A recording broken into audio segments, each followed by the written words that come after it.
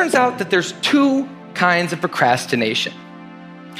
Everything I've talked about today, the examples I've given, they all have deadlines. And when there's deadlines, the effects of procrastination are contained to the short term because the panic monster gets involved. But there's a second kind of procrastination that happens in situations when there is no deadline. So if you want to have a career where you want to be a self-starter, something in the arts, something entrepreneurial, there's no deadlines on those things at first because nothing's happening at first, not until you've gone out and done the hard work to get some momentum, to get things going.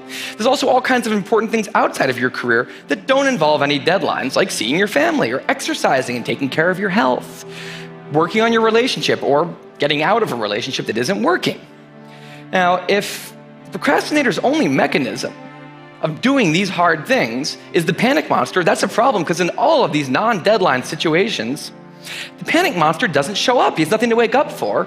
So the effects of procrastination, they're not contained. They just extend outward forever.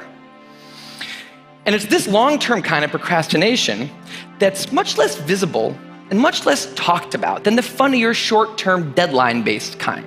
It's usually suffered quietly and privately. And it can be the source of a huge amount of long-term unhappiness and regrets. And I thought, that's why these people are emailing, and that's why they're in such a bad place.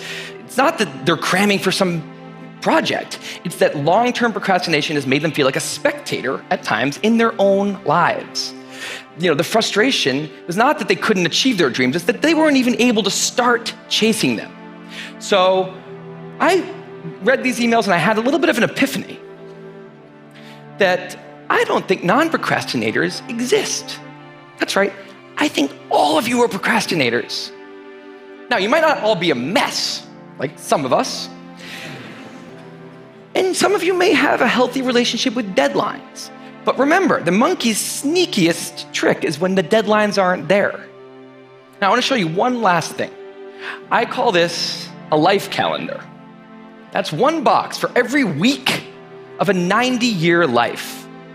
That's not that many boxes, especially since we've already used a bunch of those.